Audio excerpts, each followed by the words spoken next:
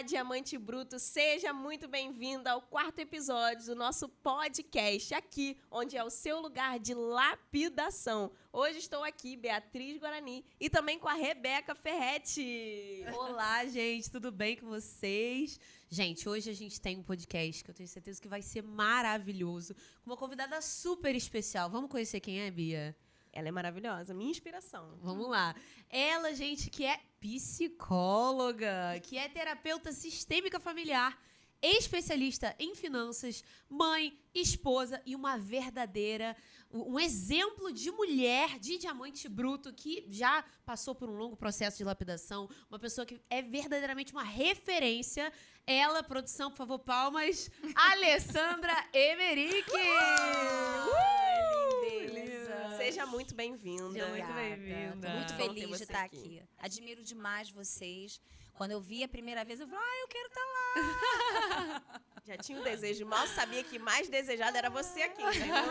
Você era mais desejada aqui. Amém. Vocês são minhas inspirações também, para mim e para muita gente também. Obrigada pelo convite. Estou muito honrada de estar aqui, de verdade. Linda. E pra gente começar, conta pra gente um pouco o que fez a Alessandra ser quem é a Alessandra hoje. Como foi esse processo? Conta um pouquinho. O que chegou a você se tornar essa pessoa hoje, que é uma referência, que nem a gente falou? Bom, é assim, a gente sempre fala sobre a questão espiritual, né? Eu sei que Deus realmente traçou um caminho e eu fiz as escolhas, né? Algumas erradas, depois eu consertei, outras certas. Mas eu acho que a Alessandra que é hoje, ela está muito ligada à história da família, de mulheres fortes que eu tive na minha infância, na minha adolescência, de uma família de nordestinos. Meu pai era alagoano, minha mãe era pernambucana. E o nordestino, ele tem essa pegada, assim, são pessoas fortes, resilientes. E eu aprendi ao longo da minha história com essas mulheres, né? Mulheres fortes, algumas vivas, outras já se foram, como a minha mãe. Então, essa pegada dessa história dessas mulheres resilientes que caíram, levantaram e foram à luta e batalharam e sempre me disseram que a vida vale a pena, que é muito bom viver. Então, eu acho que essa Alessandra vem disso, né? Vem de uma escolha de Deus, que Deus pegou lá e falou, olha, você é uma escolhida minha, e me colocou nessa família, que me fez aprender a ser a mulher que eu sou. Então, eu sou muito grata à minha ancestralidade, sou muito grata à minha família, às mulheres da minha família, e a todas as mulheres e homens também, porque eu sou uma mulher que sou, durante a minha infância, minha adolescência, principalmente minha juventude, eu fui uma mulher de muitos amigos homens, amigos mesmo, né? E os homens também me ensinaram muito. Então, eu acho que eu também tenho uma força masculina muito bem construída por esses relacionamentos importantes que passaram na minha vida. Maravilhoso você reconhecer quem estava na sua trajetória para te formar hoje. Sim. Que tudo que você aprendeu com essas pessoas formam a Alessandra que é hoje. Certo. E olhando assim a sua trajetória, quais foram os momentos mais desafiadores da sua vida e como você superou esses momentos? Olha, os momentos mais desafiadores, eu não vou nem dizer assim, da minha infância, de um pai que, né, se ausentou durante alguns anos, e isso me forjou também muito, né? Depois de muitos anos eu fui reencontrar esse pai. Mas assim, a transição, a saída da minha avó, da minha casa, que cuidava de mim, ficou doente, teve que morar com a minha tia, e eu fiquei sozinha desde os meus 8 anos de idade. Minha mãe tinha que trabalhar, e ela deixava tudo prontinho para mim, né? Naquela época não tinha micro-ondas, não tinha airfry, que é uma grande amiga e aliada. Airfry, amo airfry. E então eu fiquei desde os 8 anos sozinha, e aquilo foi um grande desafio. Aprender a lidar com a tal solitude que a gente fala hoje, né? A se virar com 8 anos, a criar uma independência de segurança, porque a minha mãe saía de manhã e voltava à noite para trabalhar.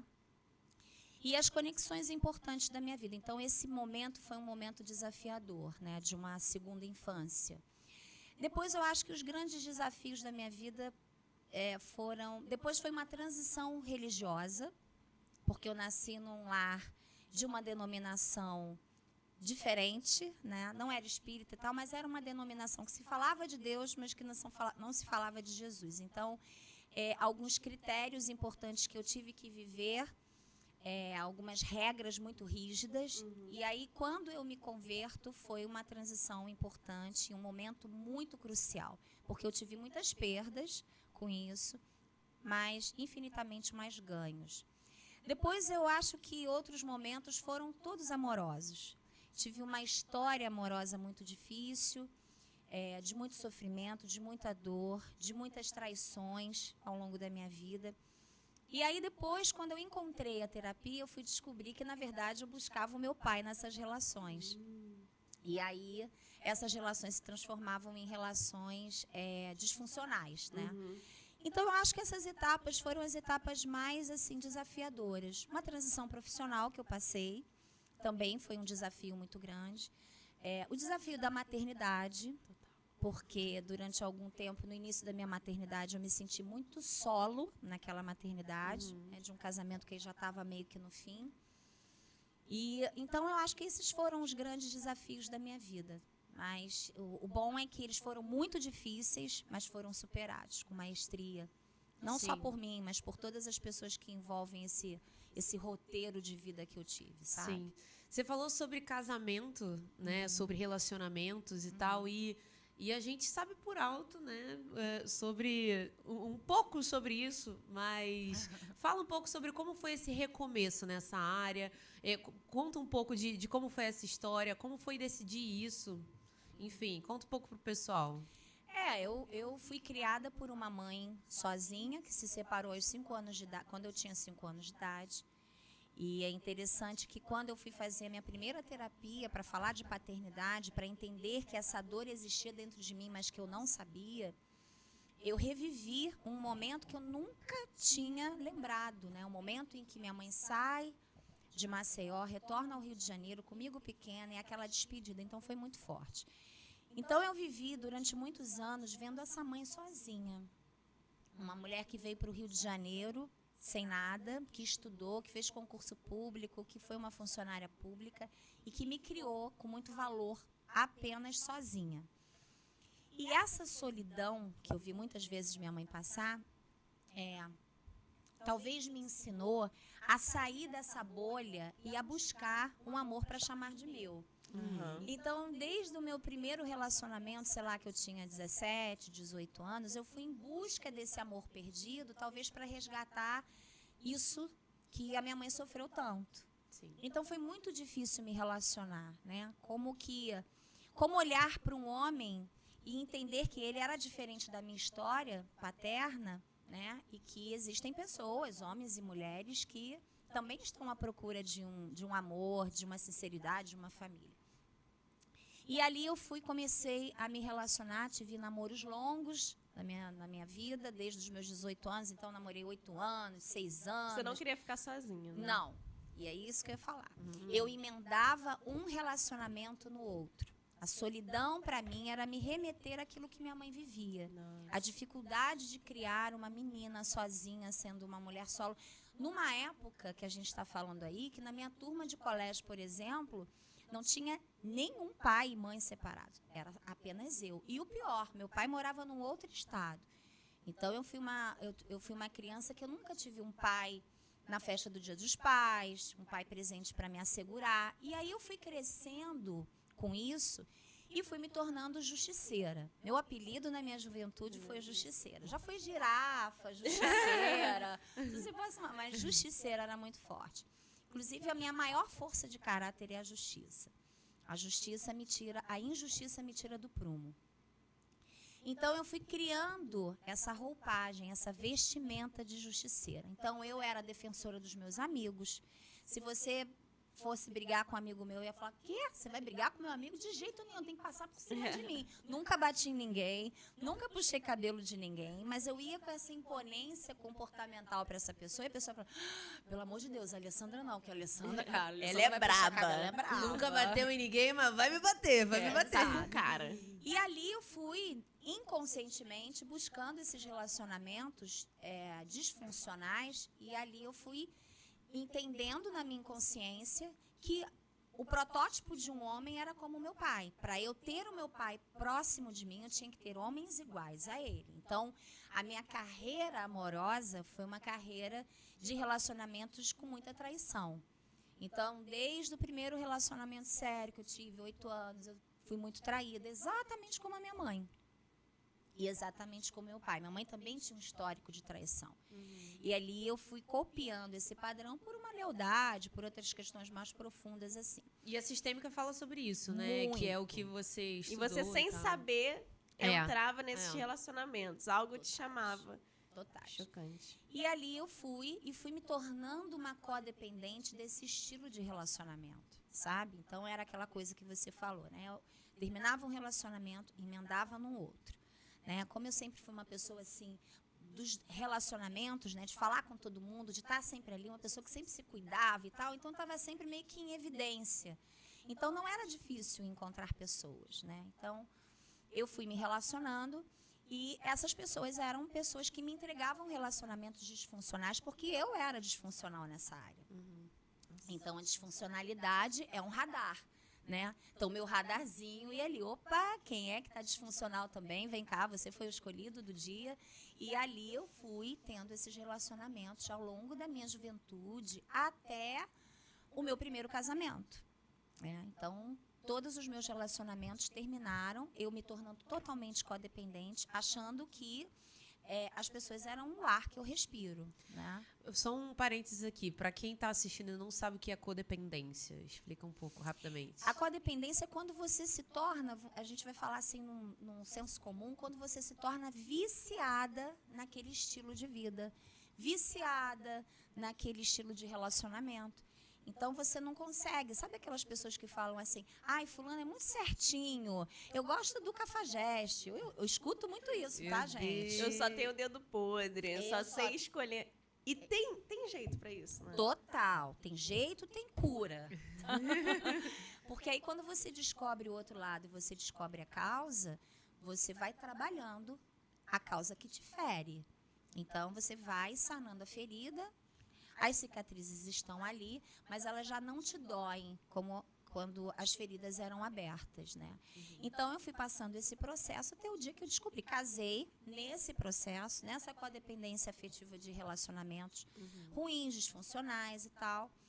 E aí quando eu encontrei, né, a terapia na minha vida, de entender, e aí eu me converto, né? Você casou e você já era convertida? Eu estava no processo, eu Ah, tinha tá. acabado de me converter, casei.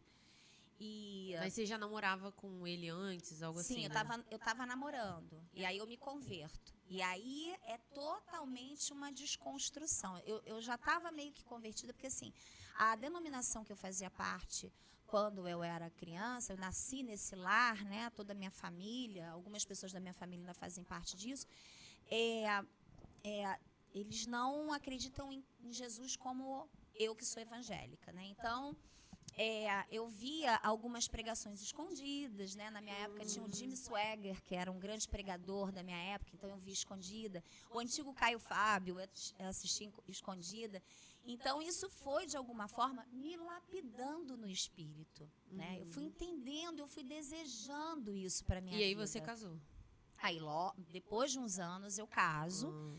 E ali eu já começo a encontrei uma igreja, me converto numa igreja, começo um processo de lapidação também, de transformação, de querer um relacionamento diferente, mas já totalmente imbuída dentro de um relacionamento disfuncional, em que a outra pessoa, ela era uma pessoa disfuncional no relacionamento, uma ótima pessoa, me dou super bem com ele, mas enquanto homem e marido não me cabia, né? A minha escolha foi emocional, não foi uma escolha racional, consciente, espiritual. Como Sabendo foi que é um depois. casamento, Sim. sabendo que eu vou entrar num casamento pra viver uma Sim. história. Sim. Às vezes eu vejo muitas pessoas que querem ir pela emoção. Ah, Isso. eu amo tanto aquela pessoa, eu quero ficar o resto da vida com aquela pessoa. Só que o casamento, a gente até falou no podcast passado, é uma construção, tem que ser cultivado. Você tá ali com Total. aquela pessoa, você tem que se tornar um com aquela pessoa. E Total. quantos jovens entram num relacionamento pra querer casar, mas sem ter esse pensamento, né? Total, porque assim, são duas famílias que se unem. Então é a minha história familiar de dores, de alegrias, de superação, mas de fracassos, e a história do outro. Então, quando você namora, ok, você brigou, tem aquela discussãozinha, Vai pra sua Cada um casa. na eu sua vou e a amiga. amizade continua, Tchau. entendeu? Tchau. Então, assim, quando você casa, não. Então, você vai ter que abrir mão de muita coisa pra deitar do lado da pessoa. Então, pra quando não você dar- casa, não é beijo, tchau. É beijo fica. É, não é brigou, beijo, tchau. E, às vezes é importante pontuar, né? Esse tipo de coisa. É, Não vai dormir na enfim. casa da mamãe, não tem Não, como. Você não, vai deitar vamos- no lado da sua Você é esposa. adulto. É, só vira casa pro outro lado, né? Se não quiser resolver no dia, vira cada um pra um lado, no Não, mínimo, mas mas, tem que vai resolver, dormir. Beca, tem que resolver. É. Pô, mas às vezes não rola. 1h da manhã e vai acordar 5, é difícil. Mas tem gente também que precisa de um tempo. Sim. Entendeu? Eu sou a que quero resolver na hora, passa 2 minutos, eu já tô perdoando, já quero resolver. O meu marido não. Ele precisa de um tempo pra as Sim. ideias se assentarem. Maturar. Às vezes não dá tempo de resolver no mesmo dia. Eu vou deixar ele acordado, vai ficar acordado. Vai ficar acordado porque eu vou resolver hoje. Separar não, matar talvez. Né? Separar, pô. Olha pra cá. É bem por aí. Então, assim, eu acho que essa construção, ela é um processo. Tem pessoas que, assim, não instalam, né? Outras que vão maturando todo esse processo. Então, até chegar esse entendimento, foi doloroso. Porque aí houve uma separação, houve um divórcio com um filho pequeno, aos 3 anos de idade, é muito doído. Então, assim, para que você comece a abrir mão disso tudo, você tem que entender que essas perdas, elas são inevitáveis. Por isso que é muito importante, eu acredito no casamento, mas também não sou uma pessoa que levanta a bandeira que o casamento está acima de tudo, por exemplo, de abusos, né, de todas as esferas, físicos, emocionais, verbais, seja do que for. Não acho que o casamento está acima disso. Não acredito que esse seja o casamento, a união, a unidade que Deus realmente gera e cria em nós.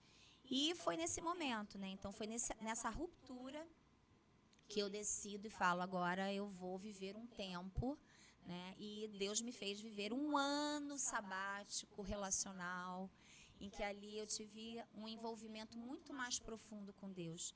Eu internalizei muito mais tudo isso, vivi totalmente para Ele. Achei algum dia que eu não ia casar novamente, que eu ia viver uma vida no celibatário como Paulo, mas até o dia que eu encontrei o meu marido e Deus falou, é agora. Mas ali foi um processo de lapidação. Eu acho que esse ínterim entre o meu primeiro casamento, que acabou e tudo, até o meu casamento atual e para sempre, foi o meu maior momento de lapidação, desse diamante bruto, né? Deus me ensinou realmente muita coisa.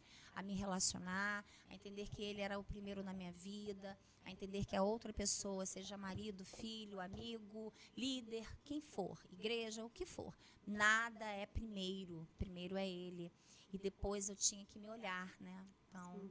Sério, é lindo ver o quanto de consciência você tem sobre a sua história. Porque, assim, você olha pra sua história, você vê tudo que você passou, que te ajudou. Você não fica assim, ai, porque, poxa, aconteceu comigo, não sei o quê. Você passou por tudo isso, doeu muito, eu imagino, doeu muito. Mas que hoje você consegue ver que isso te formou a mulher que você é hoje, a grande líder que você é hoje, a grande profissional que você é hoje, a grande esposa, mãe, pessoa, e que ajuda outras mulheres que estão passando por tudo isso também. E tudo isso foi um trampolim, né? Sim. Pra você crescer, pra você ajudar outras pessoas, pra você ter experiência, pra, esse é o caminho e tal. Então, isso, eu tive essa palavra, veio agora. Tudo foi um trampolim pra Alessandra de hoje. Sim. Né? E eu não tenho dúvida disso, porque, na verdade, é aquilo que eu iniciei falando, né? Essa força que você tira de onde você não tem, claro que a gente sabe que Deus está ali na base de tudo, mas essas mulheres que passaram pela minha vida, né? Como eu vi minha mãe passar pelas dores do amor, como eu vi minhas tias, como eu vi minhas primas passarem pelas tristezas de um relacionamento que acabou, de um divórcio, de uma vergonha. Então, eu aprendi a passar por isso agradecendo. Eu tenho essa palavra gratidão tem permeado muito esse meu ano de 2024 no finalzinho. A gratidão, ela precede a multiplicação. Nossa. A gratidão, ela precede o milagre, lá em João 6, né? Quando fala sobre Jesus pegar o cesto dos cinco pães e 2 peixinhos e ele agradecer, e quando ele desce, aquilo estava multiplicado para mais de 5.000 pessoas, em que ele primeiro alimenta os seus e depois ele alimenta os outros, e depois aquilo volta em abundância para os seus, né? 12 cestos, um para cada um, ou seja, a provisão, ela se eterniza. E assim, essas mulheres colocaram isso dentro de mim. O quanto de valor eu tinha. Você tem valor. Não importa o que a outra pessoa diga, não importa o que a outra pessoa fala, você tem valor. Então, eu sempre fui uma filha muito elogiada, muito impulsionada pela minha mãe, muito motivada a crescer. E eu acho que isso lá na frente, quando eu passei por todos esses infortúnios aí, isso veio, foram as vozes que vieram. Então, eu nunca vi as mulheres da minha família sentadas numa cadeira, esperando algo acontecer e se vitimizando. Esperando Não. o príncipe encantado para salvá-las. Exato, sacode a poeira, vambora e é pra frente que se anda. Essa era a frase da minha mãe. Ó, é pra frente que se anda. Ah, perdeu o emprego, foi demitida, não sei o quê. Ó, é pra frente que se anda. Esse aqui, fecha essa porta, pra frente que se anda. Então, eu fui com essa construção. Então, eu valido isso que você estava falando, que vocês estavam falando, eu valido demais a minha história. Eu valido demais essas pessoas que passaram pela minha vida. Eu valido absolutamente todas as pessoas que me ajudam a construir. Sim. Assim como eu valido vocês. Eu acho lindo, eu vejo isso, eu falo, gente, que coisa linda. Sabe? Eu nunca acho que quem está acima de mim, porque eu tenho 53 anos, uma pessoa que tem 60, que tem mais... Não, eu olho para os mais novos também e falo assim, nossa, adorei isso aqui dela, eu vou, né, fazer isso assim. Porque é lindo. Então, eu aprendi isso. A construção de um ser está diretamente ligado a um todo. Sim, muito sabe? Então, e uma das coisas que eu tenho muito pensado também, eu falo isso muito com o Paulo Vitor, é que quando a gente é jovem, ali na casa dos 20 anos... A gente acha que passar 4 anos fazendo alguma coisa, passar 8 anos vendo alguma coisa é muito tempo. A gente fala assim, caramba, eu vou perder a minha vida, olha só isso. Ou quando a gente está passando por uma dificuldade, uma situação difícil, a gente fala, acabou a minha vida aqui. Acabou aqui, é muito tempo, eu não vou... O que eu vou fazer depois? O que vai passar depois disso? E eu acredito que a Rebeca pensa a mesma coisa. Entrevistando a Alessandra, a gente pensa assim, existe recomeço para tudo. Existe recomeço. Não é o fim, aquela batalha, aquela dor que a gente viveu, ou que estamos vivendo, ou que você que está assistindo está vivendo alguma dor agora. Essa dor não é o fim, existe um recomeço. Existe um recomeço ali. Tem até um provérbio muito lindo que fala que ainda vai brotar ao cheiro das águas. Amém. Daquele tronco que foi cortado, ainda tem como brotar algo novo ali. Amém. Ainda tem como brotar. E na nossa vida a gente fala assim, mas... me cortaram, mas aquela situação, fulano falou para mim, ciclano não acreditou em mim, então eu não acredito mais em mim, então aconteceu aquilo comigo, cortaram, só que ainda tem como nascer algo novo. Mas essa escolha de nascer algo novo tem que ser nossa, a gente tem que escolher assim, eu vou conseguir, eu vou me reerguer, igual você contou na sua história. Sim. Eu quero me reerguer. Sim. Então, você que está assistindo, ainda tem recomeço para a sua vida. Sim. Ainda tem como você viver algo novo. E assim como a Alessandra está aqui sorrindo, feliz, vivendo com o marido dela, que, gente, é um homem, entendeu? Eu tenho meu marido, eu sou casada. Mas o André, ele é a pessoa. Ele é engraçado, ele é sério também. Ele consegue se adaptar a todos os ambientes. Camadas. Ele tem camadas. Ele é muito legal. Ele é muito legal. E assim, a gente vê que o André, ele é apaixonado pela Alessandra. É, a verdade. O quanto ele protege, o quanto ele tá junto. Eu até achei que ele ia estar aqui hoje, a Rebeca falou assim também. Não, eu achei que talvez ele viria com você. Sim, ele vai vir, porque ele vai ficar ali sentado babando assim, ai, minha mulher, ele é desse. Então eu vejo o quanto o André ama você, o quanto o seu casamento é uma referência. E por mais que tenha, né, brigas e tudo mais, a gente tem vontade de bater neles às vezes, eu vejo o quanto vocês são apaixonados. E que bom que você encontrou ele. Você teve que passar por tudo para chegar até ele. Sim. O que você diria, assim, para as pessoas que estão ouvindo a gente, ou vendo a gente, e estão nesse antigo momento que você passou, às vezes com vários relacionamentos disfuncionais, às vezes vivendo a codependência, às vezes uma pessoa que está assim... Deu pra mim, nunca mais vou me relacionar, também já deu, também tô de saco cheio. Muitas pessoas. O que você diria, assim, de palavra, né? Sim. Já que você viveu isso, é uma coisa que eu até falei hoje nos stories. É muito bom quando você erra e você aprende com o seu erro. Mas é muito melhor quando você olha pra alguém e você fala, cara, essa pessoa tomou esse passo, pô, então talvez se eu continuar nesse caminho, eu vou me ferrar. Talvez é melhor eu ir nesse outro caminho. Porque às vezes a pessoa tá nesse processo, passou por alguns anos de relacionamento e talvez vai ainda viver 10 anos de relacionamento disfuncionais. Vamos diminuir esse processo, ô Diamante Bruto? Vamos viver um pouco menos de relacionamento As disfuncional. jovens que estão entrando em relacionamentos totalmente emocionadas e as pessoas mais maduras, mulheres mais maduras que já desistiram de se relacionar. De falar Sim. assim, não quero mais. Hoje, ela está recebendo aqui o conselho da Alessandra Emerick. De frente com a Alessandra. De frente com a Alessandra. Então, olha, a primeira coisa que eu sempre gero como critério na minha vida é saber o que realmente você não quer. Então, quando eu terminei, quando eu me separei, né, do casamento e do pai do meu filho, eu decretei para mim, não quero mais homem que olhe para o lado, que passe uma mulher bonita e essa pessoa olhe. Isso para mim é um desrespeito. E eu vivi a minha vida inteira em relacionamentos assim. Então, eu olhava para aquela pessoa e falava assim, gente, o que está de errado comigo que você tem que olhar para outra pessoa, né? Então, já passei por situações assim bem cabulosas. E então, a primeira coisa é, o que eu não quero?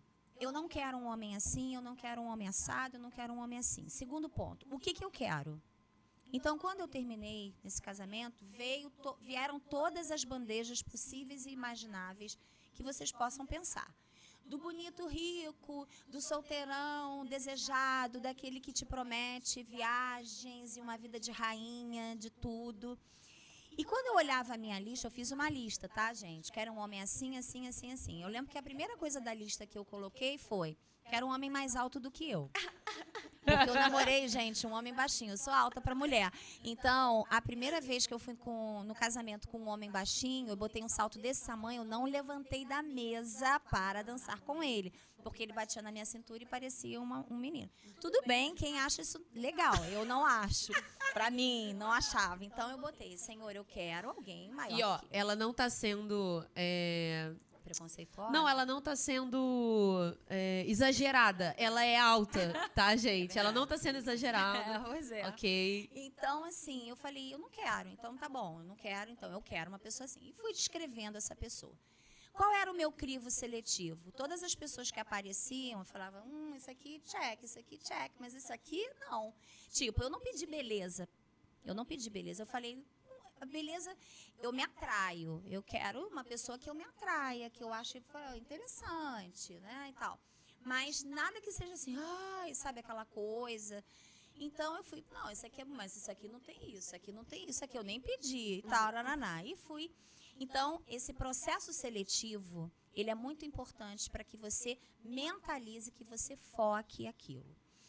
O que eu tenho para dizer para essas mulheres é que, assim, tem jeito, tem solução, sempre tem. Sim. Então, a primeira coisa é o quanto você valida você.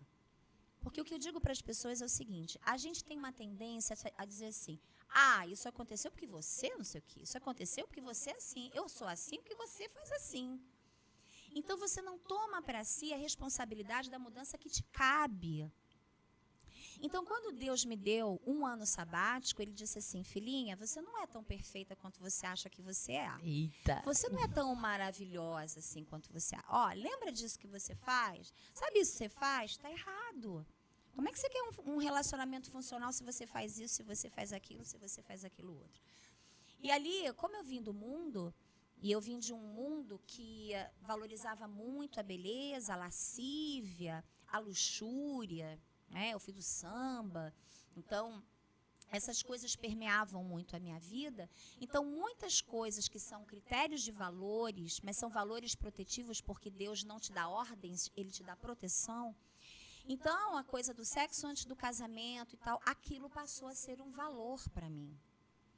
Então, eu falei, bom, o homem que vai vir, ele vai aceitar todas essas minhas condições.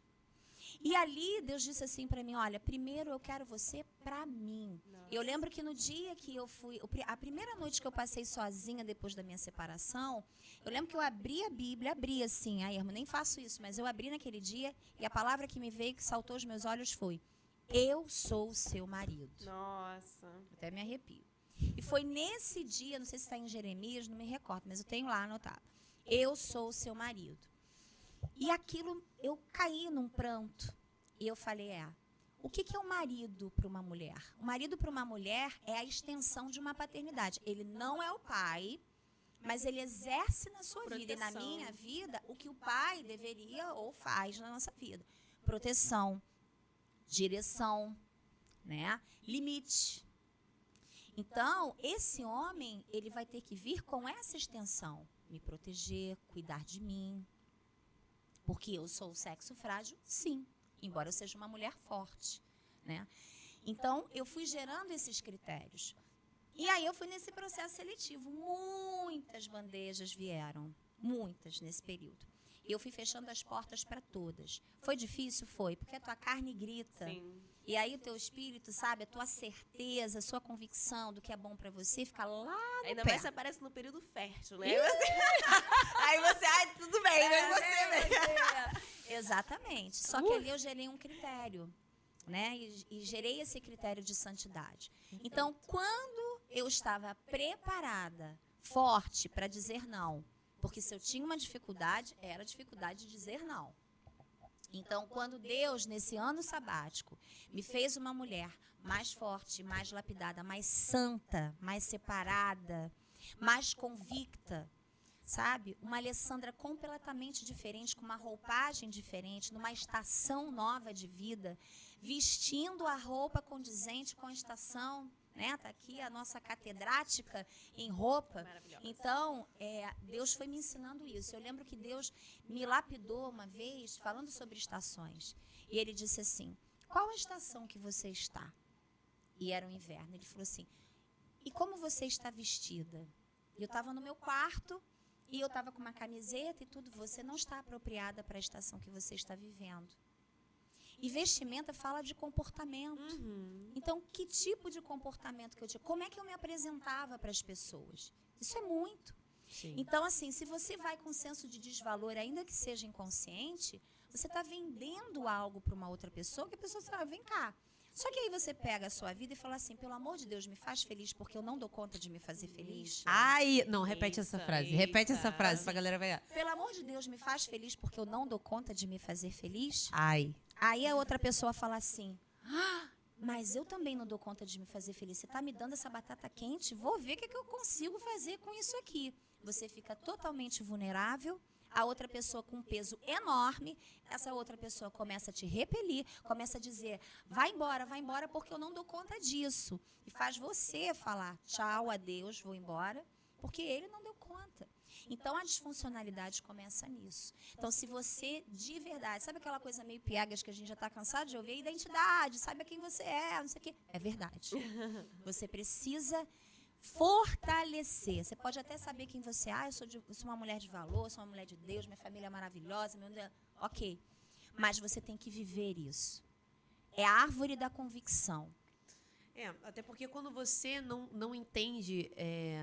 não tem essa clareza sobre a sua própria identidade, é muito mais fácil entrar alguém num relacionamento disfuncional e a pessoa dirigir tudo. E aí você fica como o cachorrinho que segue tudo que a pessoa fala, Sim. tudo que a pessoa quer. E aí quantas mulheres a gente vê em relacionamentos frustrados, em relacionamentos que ela percebe que ela tá sendo a cachorrinha que vai atrás. Por quê? Porque ela não tem identidade.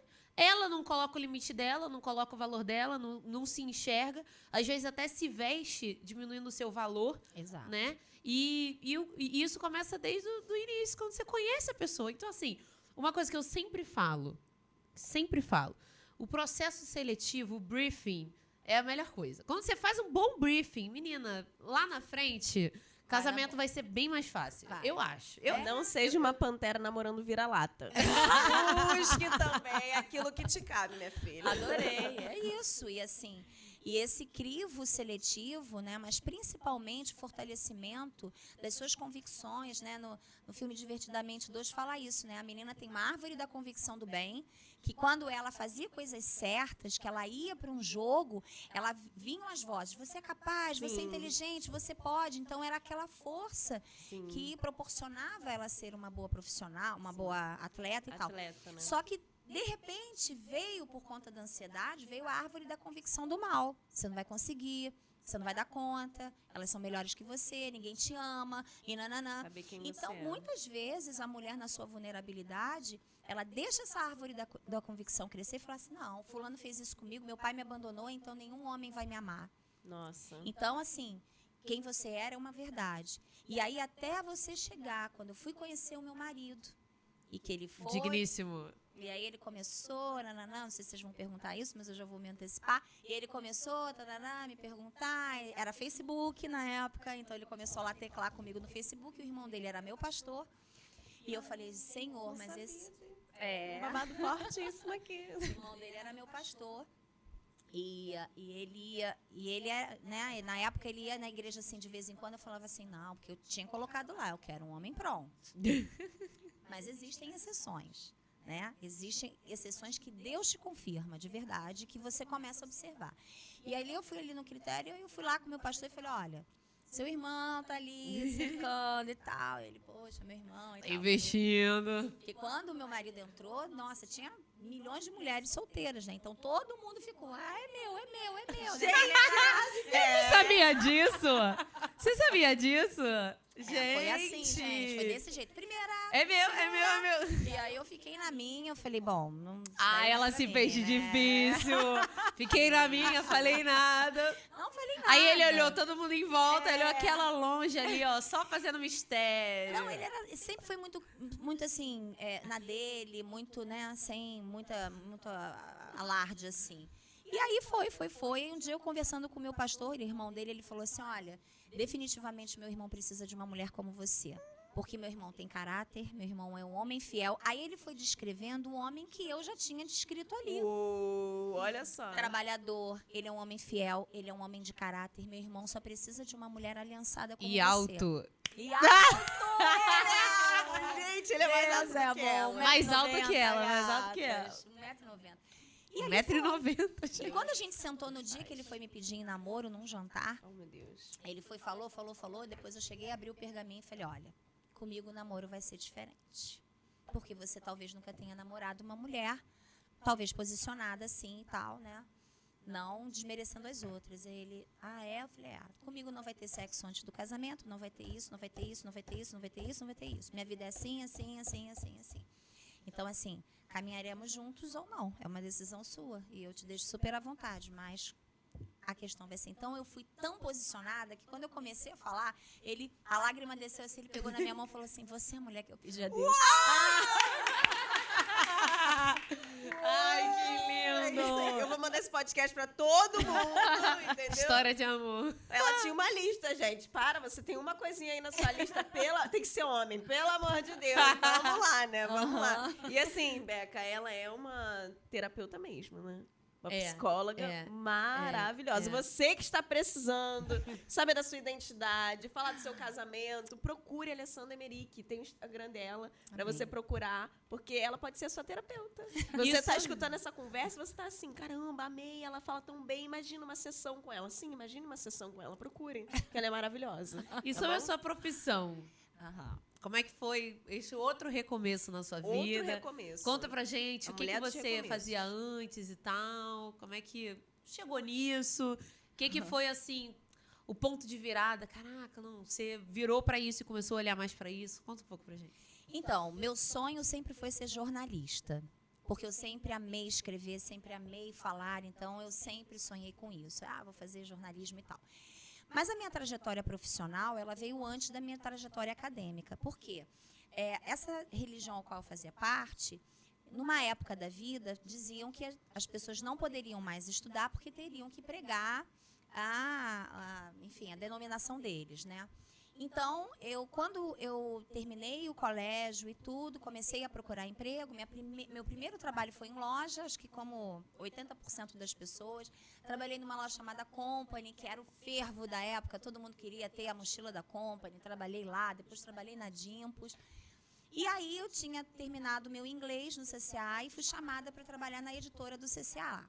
E ali foi o meu primeiro emprego, assim, legal, que eu fui crescendo profissionalmente. Comecei como assistente administrativo, depois fui meio que uma subgerente de um departamento de tecnologia.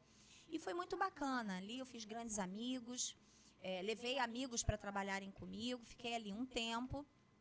Depois saí e comecei a trabalhar com eventos, né? Na minha época, essas feiras que a gente vê no Rio Centro e tal, ela tinha demais. Então, assim, as meninas ganhavam muito bem, principalmente as bilíngues.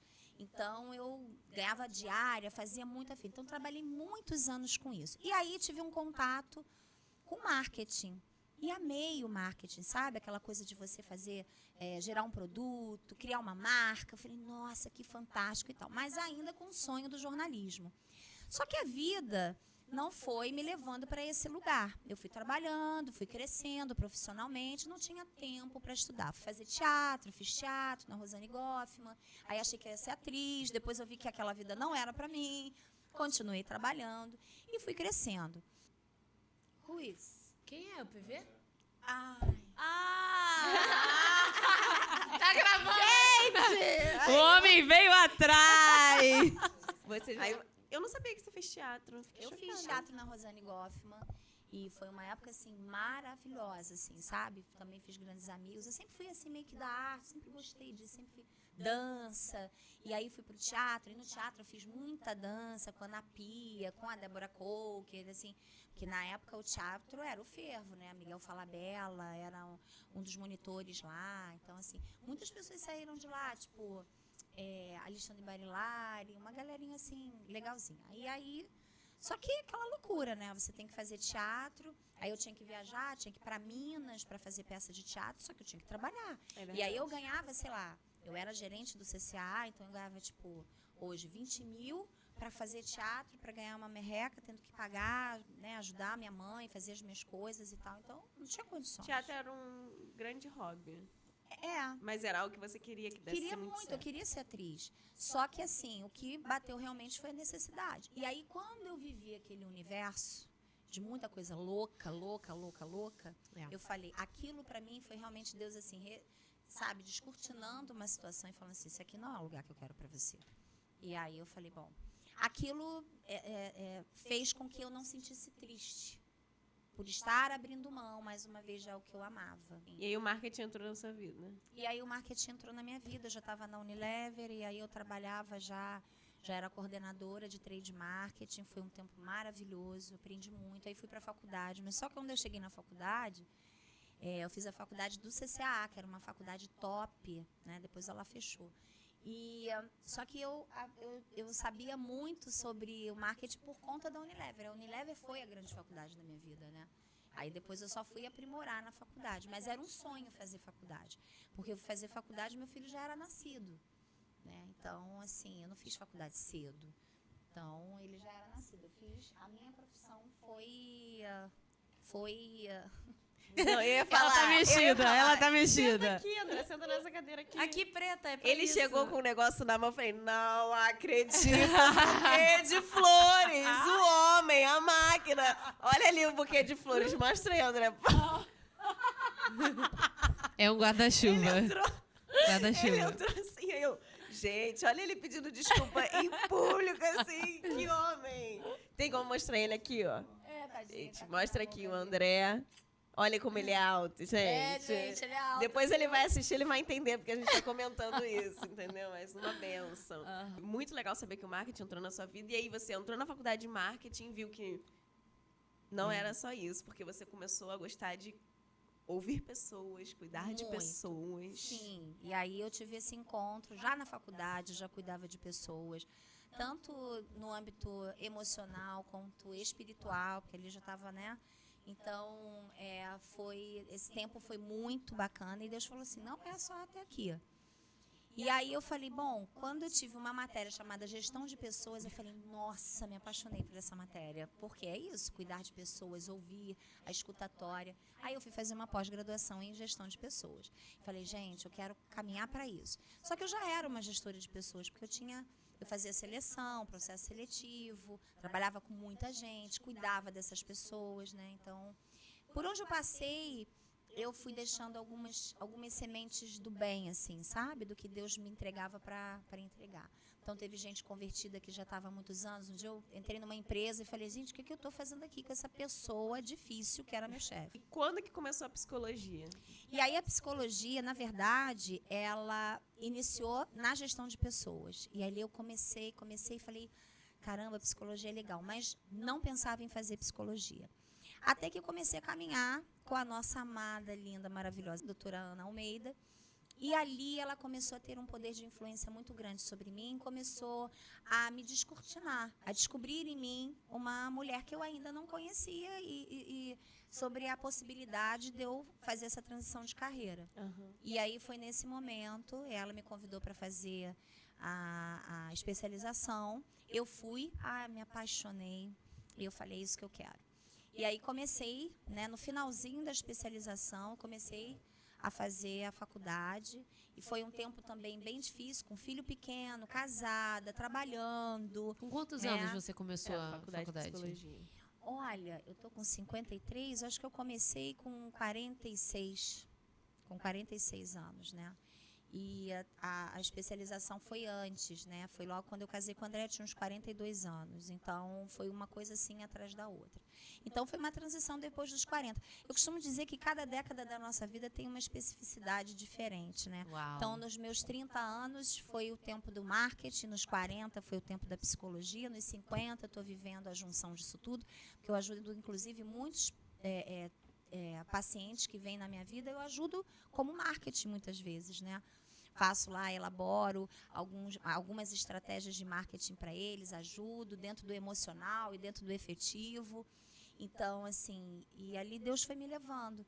Então, assim, a minha década de 40 e a minha década de 50 foi uma nova lapidação de uma Alessandra, né? Então, assim, a cada década uma Alessandra nasce. Nossa. Então você que acha que acabou o seu tempo, pelo amor de Deus, cada década é uma nova oportunidade de recomeçar, de criar algo novo, de escrever uma nova história, não é mesmo? Cada ano. E ontem eu estava conversando com uma jovem de 15 anos. Só para minha cabeça não cair aqui e não rolar. Porque essa jovem de 15 anos me disse que, Bia, eu não vou fazer uma faculdade e perder 4 anos da minha vida, porque eu não quero trabalhar com isso o resto da minha vida. Uau. Eu falei assim, 4 anos da sua vida não é nada. Nada. 4 anos passa tão rápido. 4 anos foi a pandemia, 2020. Sim. E outra coisa também que eu estava vendo no seu Instagram foi a sua turma de finanças que você fez em 2020. Foi a sua primeira turma falando de dinheiro? Sim, a minha primeira turma do meu curso Dinheiro e Você. Então, eu não sei especificamente qual foi a turma que você viu, mas assim, eu já palestrei para a Marinha, para o Exército, para a Aeronáutica. Dia desses eu fui palestrar sobre emoção para um grupo de homens. Também fui palestrar sobre finanças para grupo de mulheres, para grupos mistos. Então, assim, Deus tem me levado a muitos caminhos, porque essa foi uma dor na minha vida. Finanças foi uma dor na minha vida, né? Então, meu pai foi uma pessoa extremamente irresponsável com dinheiro, extremamente confuso com dinheiro. A frase que ele usava era, para que guardar dinheiro? Você tem que viver a vida, o dinheiro vem para você viver a vida. E minha mãe era uma pessoa extremamente organizada financeiramente. Costumo dizer que ela é a mulher mais próspera que eu já conheci. Nunca foi rica, mas ela tinha um estilo de vida com o dinheiro que muito rico não tem. Então, minha mãe sempre tinha dinheiro guardado, minha mãe sempre comprava as coisas à vista. Ela deu o meu primeiro carro. Tipo, eu ganhava 15 mil reais, ela ganhava 5, mas eu tinha 500 mil dívidas e minha mãe ali, ó, direitinho, guardando dinheiro e tal. Mas eu copiava o meu pai, obviamente, que eu trazia esse homem para a minha vida, né? Então, eu fui na disfuncionalidade que caracterizava ele. Então, depois dessa dor, tive muitas situações difíceis, eu falei, não, basta. Um dia, a doutora Ana Almeida ensinou, falou, olha, aquilo que te dói, vai estudar. E eu fui estudar. Passei 2 anos fazendo todos os cursos que vocês possam imaginar. Dura, igual um coco lisa, mas... Dura igual um coco e lisa que nem a lagartixa. Eu ia, pode ir de graça, não sei o que, meu Deus. Juntava lá as moedinhas e não sei o que, ia lá fazer o curso, não sei o que, e fui aprimorando, e fui lendo, e fui estudando. E Deus acabou me dando, né, e transformando esse lado da minha vida. E eu falei, não, agora é hora de ensinar pessoas, né? Então, meu curso não é para ganhar dinheiro, né? Ainda, né? Não ganho dinheiro com isso. Assim, a minha fonte de renda realmente são os meus atendimentos, mas eu tenho um enorme prazer em fazer pessoas romperem nisso, porque eu sei a dor que é viver apertado, não ter dinheiro, ter medo, quem é pai, quem é mãe, não poder dar uma coisa que você quer para o seu filho, não poder ensinar o seu filho, sabe? Olha, agora não dá, vamos juntar dinheiro e tal. A ver as realizações que você dá para o seu filho. Então, assim, hoje meu filho vive coisas que eu não vivi. Eu vivi coisas que minha mãe não viveu. Minha mãe me deu os melhores estudos, os melhores cursos, tudo. Falava, quero fazer balela. Botava, isso aqui. E o meu filho é a mesma coisa. Mas isso porque hoje eu tenho uma saudabilidade financeira, que eu fui meter as caras para aprender. Então, aquilo que te dói, aquilo que machuca você, aquilo que é disfuncional na sua vida, vá conhecer, vá aprender, vá estudar, vai batalhar. Enfrentar também, né? Enfrentar a situação, porque hoje eu me tornei grande nisso por conta de uma dor. Então, E eu ia falar exatamente isso, que é porque você se formou em psicologia, você se formou com 46. Você se formou com 46 e depois você foi se especializar mais ainda em finanças. Sim. E muitas pessoas acham que é tarde. É tarde começar a estudar, é tarde fazer algo novo. Só que você mostrou que tem como estudar, se formar e se tornar uma referência nisso. Porque Sim. hoje você é uma referência nisso. Sim. As pessoas olham para você como uma grande psicóloga e também na parte da parte financeira. Sim. Então, não é tarde, tá bom? Não. Não tá tarde, tá no tempo, vá fazer, vá aproveitar, porque vai estudar aquilo que te dói. Vai estudar aquilo que dói em Vai, você. assim, hoje... E assim, a gente continua estudando, né? Quando a gente se forma, a gente continua estudando. Então, eu já acabei de fazer uma pós-graduação em neurociência e psicologia positiva. Nossa. E quero embarcar nessa área da neurociência, porque é uma coisa que realmente eu me apaixonei ainda mais. Entender os processos mentais e os processos inconscientes, que eu já sei como terapeuta sistêmica e ainda continuo estudando. Nunca é tarde. Eu digo que eu me sinto mais viva aos 53 anos de idade do que quando eu tinha 20 e pouco, né? Porque, embora eu fosse uma mulher madura, né? Eu hoje entendo que eu estou numa estação nova. Sim. E eu estou vivendo com a roupagem adequada para essa estação. E falando sobre os seus 20 anos, né, Rebeca? Sobre os Sim. 20 anos da Alessandra. O que você daria, assim... O que você falaria para a Alessandra de 20 anos? Uau! Bom, falaria para a Alessandra de 20 anos primeiro. Alessandra, estude, se forme, faça uma formação, tenha um ofício. Isso é, assim, sine qua non na vida de qualquer pessoa. Eu vi outro dia o Joel J dizendo o seguinte, que dói nele ouvir pessoas, coaches, especialistas, seja lá o que for. Não tem que estudar, vai ganhar dinheiro, vai ser... Não, gente, tem que estudar. A faculdade é um universo que abre a sua mente e é encantador. Tem muita coisa que você estuda que você fala assim, mas para que eu vou estudar isso? Não interessa. Conhecimentos gerais, é um conversar. ativo que você... Exatamente. É um Te ativo. dá Essa é a criatividade palavra. para você... Às vezes você está numa aula, cara, uma frase que um Sim, professor lá te fala, sim. caramba, uma ideia que abre a sua cabeça e tal. Então, esse seria o conselho. Segundo conselho, não entregue seu coração para qualquer pessoa. Não caia nos braços de qualquer pessoa, né? Terceiro conselho, se preserve, né?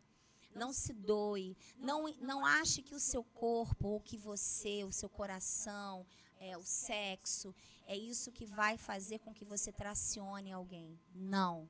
É a sua essência. É o quanto aquela pessoa olha dentro de você. Olha no seu potencial, olha na mulher que você é, na mulher de valor. Então, esses seriam os 3 conselhos. Não se doa facilmente, não se entregue para qualquer pessoa. Estude, se dedique, cresça e apareça. Essa é a minha frase. Cresça e apareça. Adorei. Né? Não apareça para querer crescer, mas cresça para aparecer. Adorei. Anotou? E Anotou? Anota. Anotou. Anota porque, gente, estamos aqui com ela, tá bom? E já está finalizando o podcast. Mas eu tenho 2 coisas para perguntar.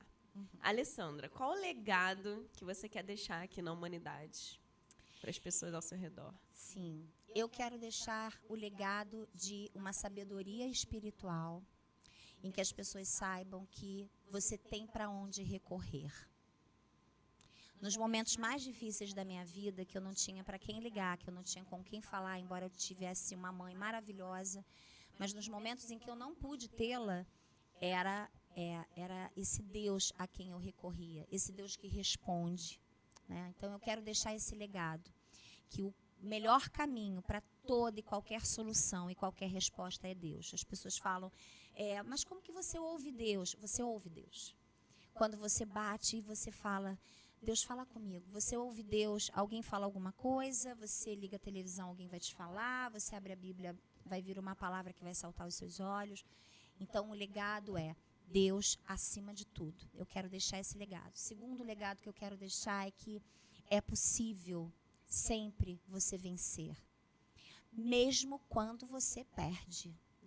Mesmo quando você fracassa. O fracasso não é um mal nele mesmo. Ele não é um fim nele mesmo. Ele pode ser um grande recomeço para uma pessoa que renasce. Então, eu agradeço todos os meus fracassos, embora eu não quisesse vivê-los. E talvez a metade deles eu poderia não ter vivido. Mas todos eles me fizeram a mulher que eu sou. Todos os relacionamentos que eu tive na minha vida, que me doeram, que eu me doei de forma errada, que eu também cometi erros, né? Todos eles foram importantes para a mulher que eu sou hoje. E todos os que passam na minha vida. Então, assim, esse é o legado. Pessoas valem a pena, você vale a pena. Nunca desista de você. Sempre tenha no seu coração, na sua alma e na sua mente que você é, sim, muito importante. Que há um propósito para você estar viva.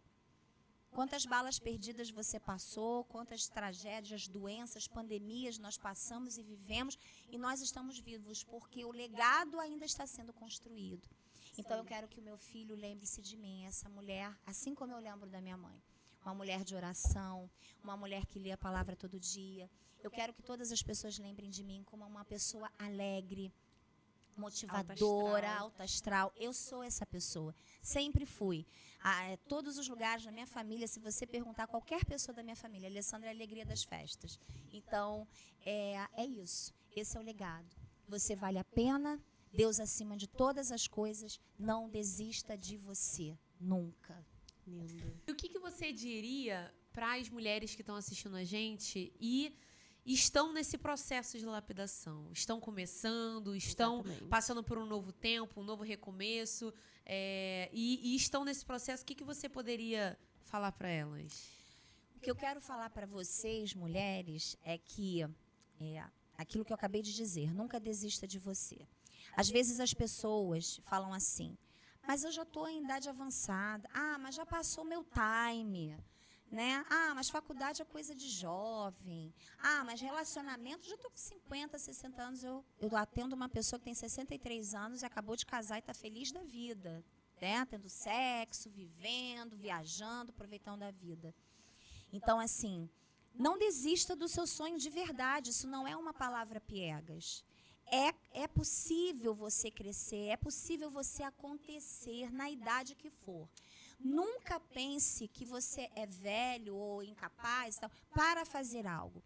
Faça algo para se transformar. Porque tem pessoas que falam assim, eu não tenho capacidade, eu sou burra, eu não sei o quê, eu não consigo ler, eu não sei estudar. Vai fazer. Porque ao passo que você for fazendo, aquilo vai fazendo você crescer. Aquilo vai te transformando. Eu tenho uma paciente querida, ela falou, nunca vou fazer faculdade, está fazendo faculdade de psicologia. Ela falou, estou inspirada em você, está fazendo faculdade. Eu falei, isso mesmo, faça. E ela sempre se achava uma pessoa incapaz nos estudos. E aí ela fez o primeiro período, tirou 10, numa prova não sei o que, tirou 10. Eu falei assim, aí atendi ela essa semana, eu falei assim, você está vendo? Eu disse isso para ela, faça para se tornar.